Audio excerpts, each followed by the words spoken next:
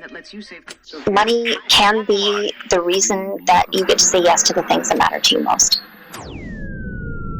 Welcome to Exploring Mind and Body with Drew Tadia. Drew is an expert in nutrition, fitness, lifestyle, and more. And he wants to help you live a healthier, longer, and more active life. Now here's your host, Drew Tadia. Welcome to another edition of nationally syndicated Exploring Mind and Body. Thank you so much for being here. Thank you for tuning in and being a part of our True Form Life community. We're coming at you with a brand new show. We appreciate whether you're listening on terrestrial radio across the country or as a podcast around the world. We certainly wouldn't be here without you. So stick around. We got all that coming up. This is Exploring Mind and Body. Naturally improve your lifestyle one show at a time with your host, Drew Tadia.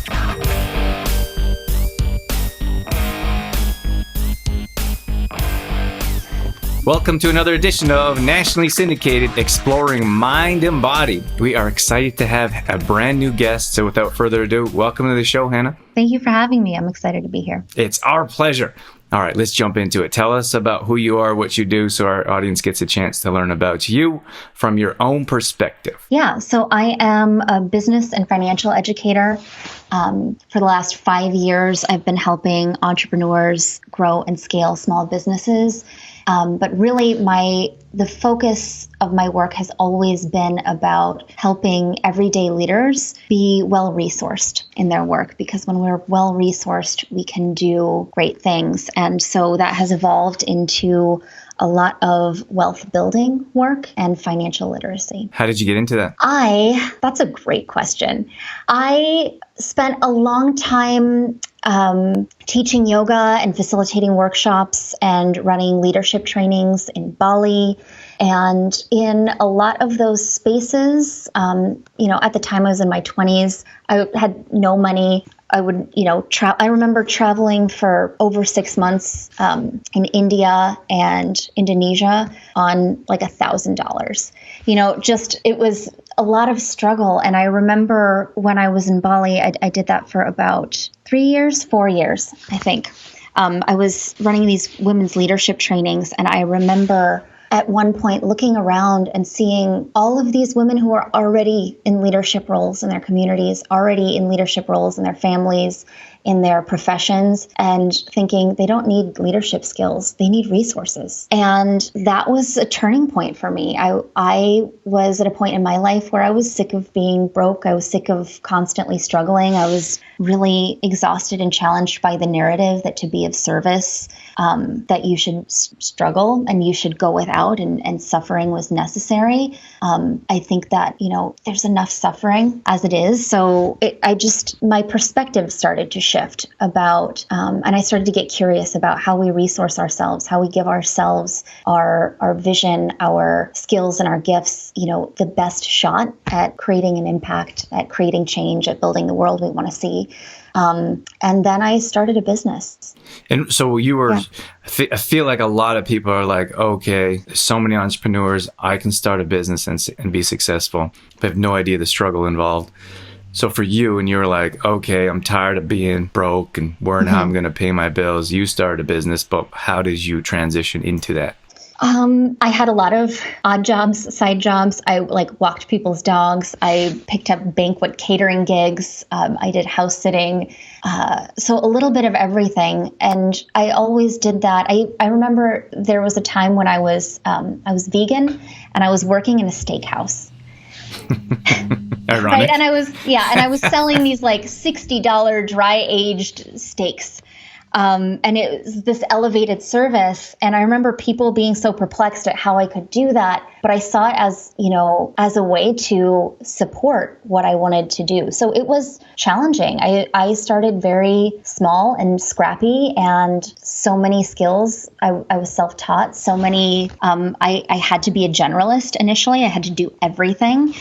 And so I started with just doing coaching. And I was using the skill sets that I had. And what I found was that a lot of my clients were coming to me and being like, how are you doing what you're doing? How are you making income doing that? And so I was just sharing with them the things that were working for me. And it kept it just kind of fell into my lap in terms of helping small business owners grow and scale. And I was really good at it. And I was getting a lot of traction and results. And it was definitely not something it wasn't a destination that I picked. It was kind of one that found me, and I just stayed the course. I think as entrepreneurs, the biggest measure of success is not giving up. There were a lot of times when it could have easily been, no, I'm complete. Yeah. As long as you haven't given up, you haven't failed yet. I think so. Obviously, you need to learn and refine and revise, but entrepreneurship is an incredible tool, can be, for change, for building wealth. As somebody who doesn't have like a formal college education, I saw it as a way to be able to pay myself and support myself and my family in ways that no one else would. And it can be incredibly empowering. And it's not easy.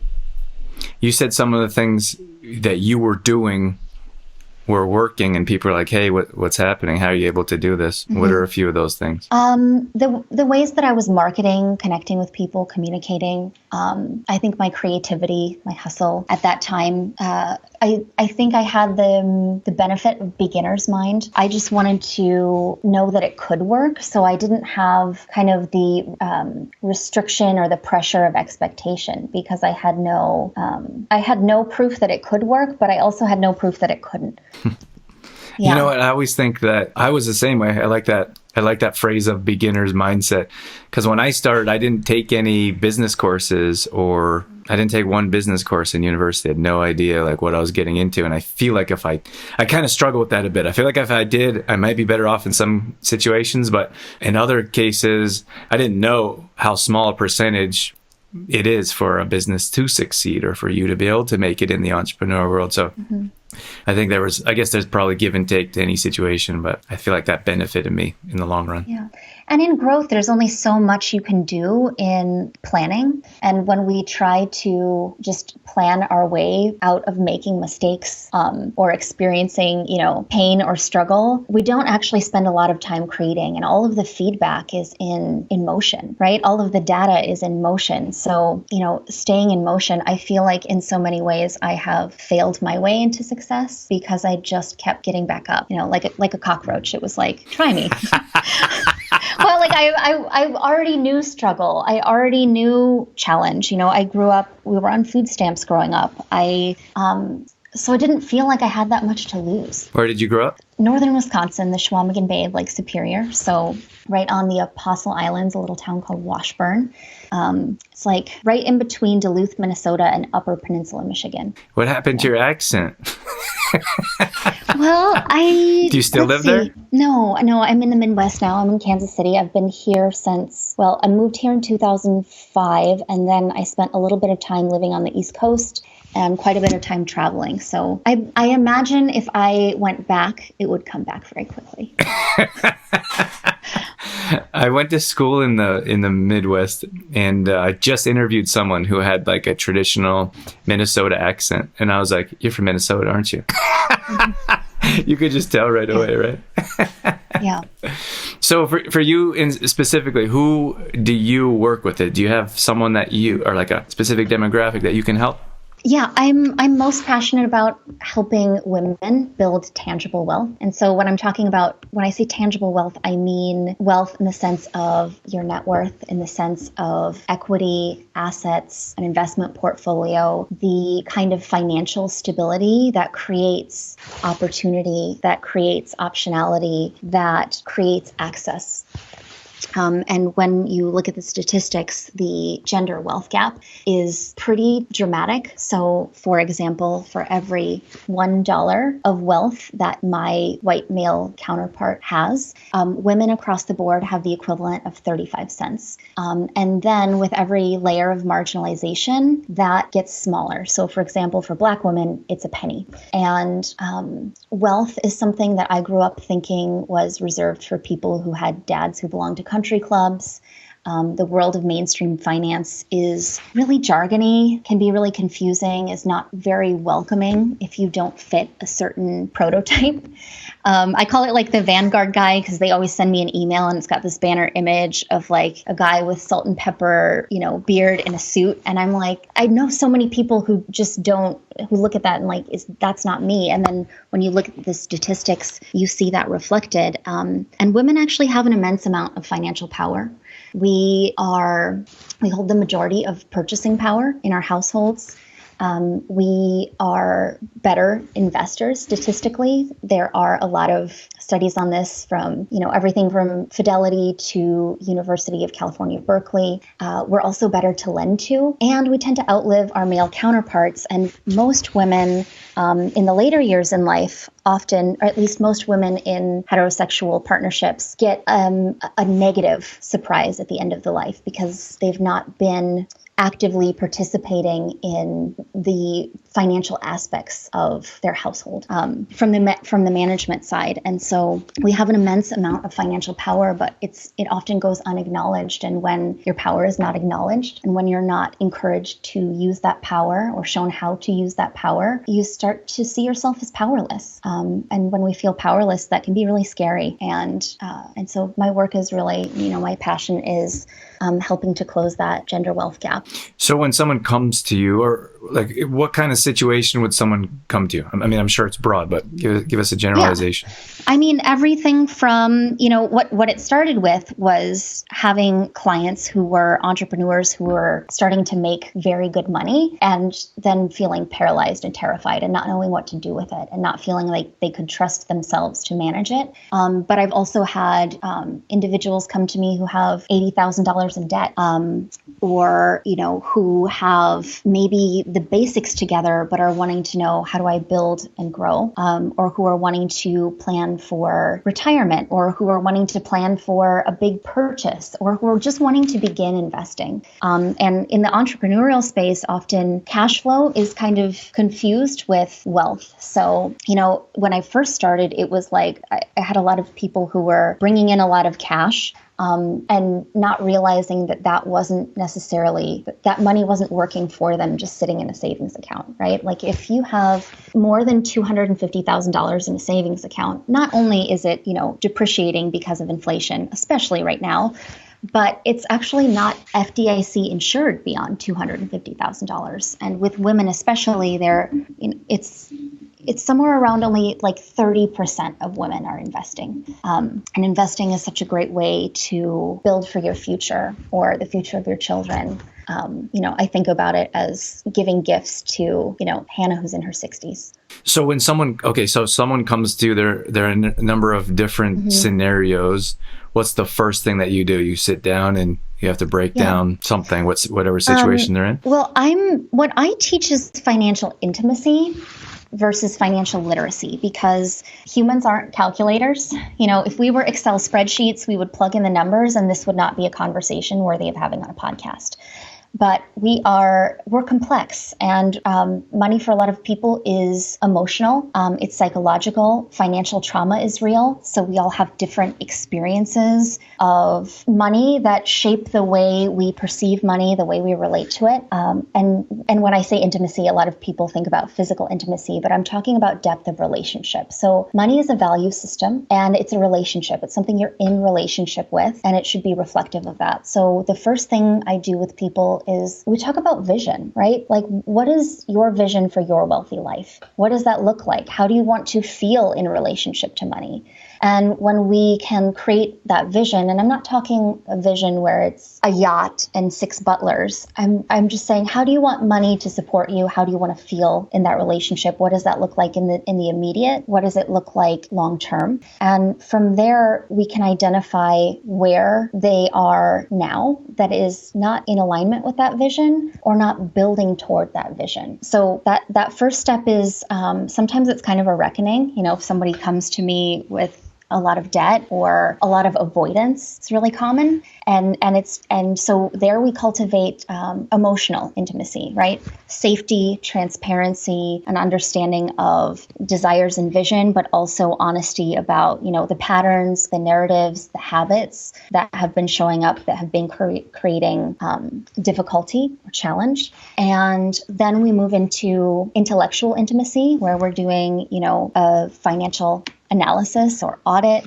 We are creating and learning systems together that will help support building that vision. And then we move into experiential intimacy. What's the biggest struggle that you see? The biggest struggle, can you give me more context? Yeah, biggest struggle you see. So someone comes to you and is it overspending? Is it trying to figure out how to make more money? Is there something specific that you see often with customers or clients coming your way? The biggest struggle I see is fear and avoidance. It's not actually, because we have different, everyone has different, kind of like when you look at, if you've studied relationship attachment styles, everyone has a different way of relating to money. So some people's way and some people's lack of literacy or financial trauma will impact them in a way that causes them to overspend. Some people will translate that into not spending at all. But what is most challenging and most prevalent is not looking at the numbers and being detached from the process. And that creates the most chaos for people, because when we don't look at something, we tend to fear it more. It's like, I don't know if you have this, maybe your partner has this. When the lights are off and you see like the big kind of shadow in the corner, but you turn the light on and it's actually just clothes on the chair. I have a closed chair.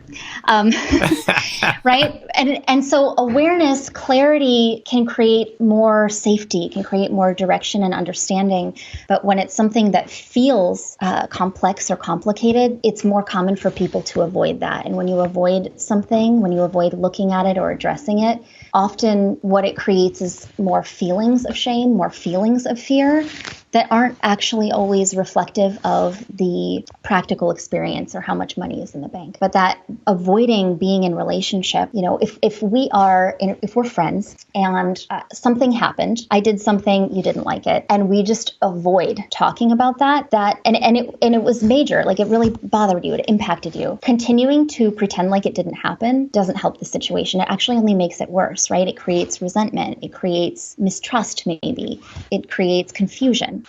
So avoidance is what I see as the biggest barrier for people in having a beautiful relationship with money. Okay, and how do they address that? Is that avoidance of paying taxes or where their debt's coming from or what's in the bank account? Yeah. How can that be addressed specifically? And it's multi-layered. For some people, that's an avoidance of looking at how much debt is actually there. Sometimes that's an avoidance of looking at actual spending habits and patterns and realizing that I didn't need to spend $38 on Postmates, right? Like I had food in the fridge, and why am I doing that 4 times a week?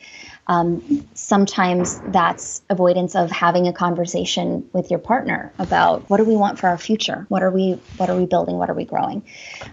Hopefully it's not an avoidance of paying taxes. I haven't had anyone come to me that I have had people come to me, a lot of entrepreneurs who did not have systems in place and did not plan for paying taxes, but never anyone who's like committing tax fraud. That's not exactly my specialty.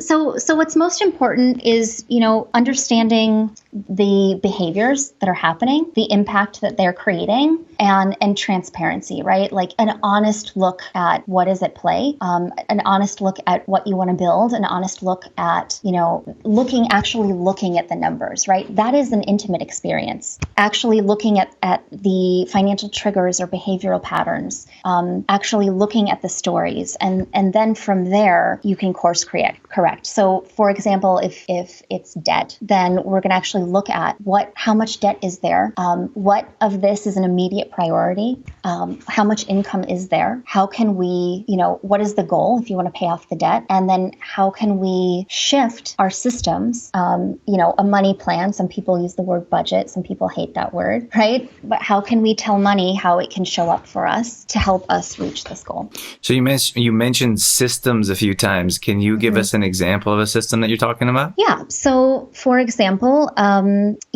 for an entrepreneur, I call it like a cash flow management system. Personally, I have no problem with the word budget. I sit down and look at my finances a minimum of once a month. At the end of every month, I do an analysis of what I spent last month. And then I create a plan I use what's called a zero-based budget, where I tell every single dollar that is coming in exactly where it gets to go, right? Some of that goes to, and I automate those processes as well for certain things. So a certain amount goes to savings. A certain amount goes to my fixed living expenses, right? A certain amount goes to my investments. So that's a financial system. Automating your investments can be a financial system.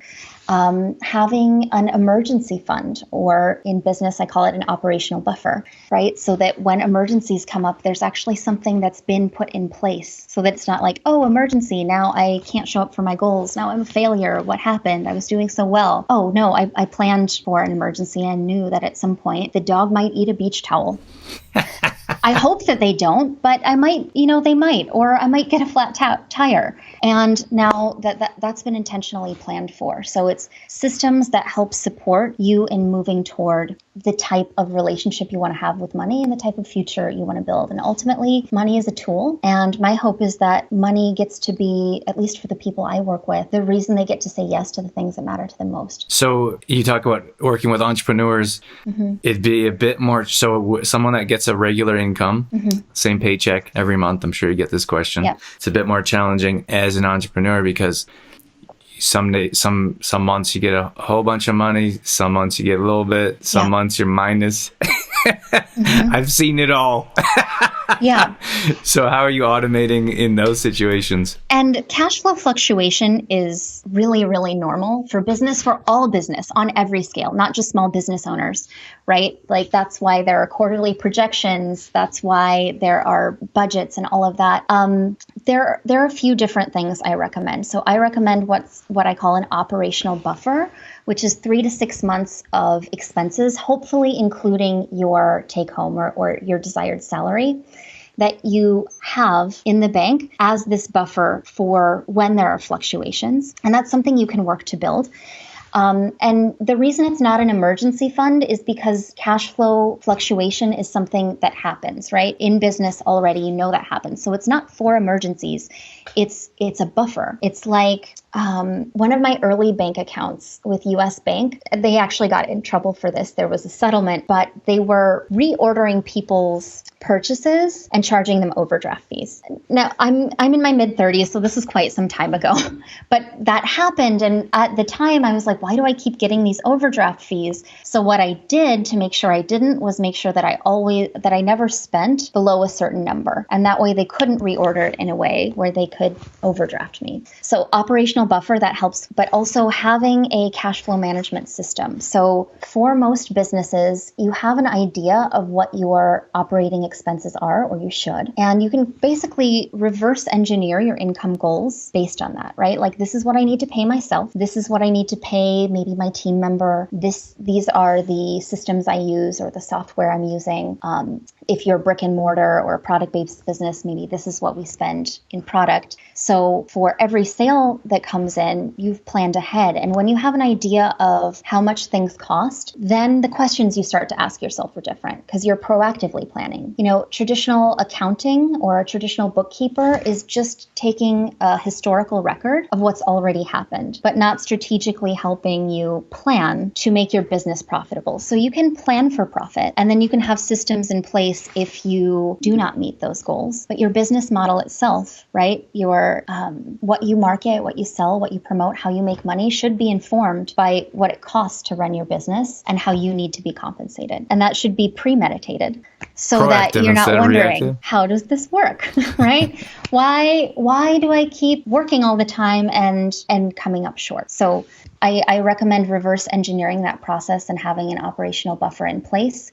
If it's a side hustle or something you're just getting off the ground, you can also take 50% of each sale to pay yourself, and then 30% for taxes, and then 20% back into the business. There are several different ways to manage this depending on the type of business you run, but having that in mind, and when you start to think proactively, you ask yourself different questions. So if we did the math and you're like, oh, I'm actually $3,000 short of what I need next month in order to continue to pay myself and operate at this level, then the question would be, how do we create an additional $3,000 instead of where did the money go?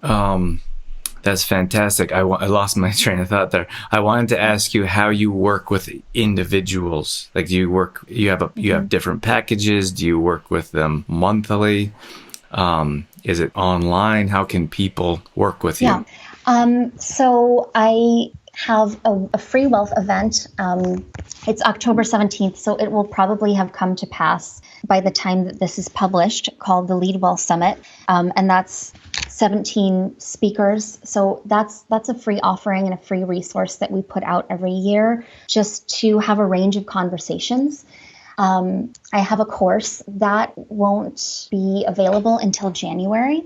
And that it's called Millionaire in the Making. And that's really everything you need to create $1 million net worth, regardless of your income. And that we move through all of the foundations there, including some foundations for small business owners. Okay. So, and are you taking clients? Like, if someone wanted to reach out and say, hey, I want to start working with you now, do they need to wait till January, or do you have options right away? You're welcome to reach out. I occasionally take on clients on an individual basis. I don't do a ton of that because there's only one of me, but if it's something that I can't do, I can definitely refer you to someone who can support you. Yeah. So what are you doing otherwise? So you're not, do you work with individual clients, or you're full, or is there a different way you offer? So I work with individual clients I do business consulting. So I do that. And then I do the Millionaire in the Making course. And then I'll have another course that's more of a wealth strategy and more high level, investing, leverage, tax strategy. That's further out. That'll be the first year that's coming out. And then occasionally I do direct consulting and financial education, but I do more free education than anything else, right? Speaking in people's masterminds. Okay. Yeah. Mm-hmm. And then I got to ask you, I see your dog running around back there. Did your dog eat a towel? Actually, growing up, so I'm the oldest of four, and I had a single mom and who worked for Head Start, so school teacher salary. We had a dog. His name was Saber, a big, fluffy, long-haired German Shepherd who ate an oversized beach towel and had to get emergency surgery. Yeah. Oh my gosh. No, that's Chicken. She's 7 months old. She was a yellow lab. Yeah.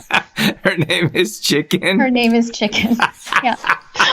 That is so cute. Yeah. And how did you come up with the name Chicken?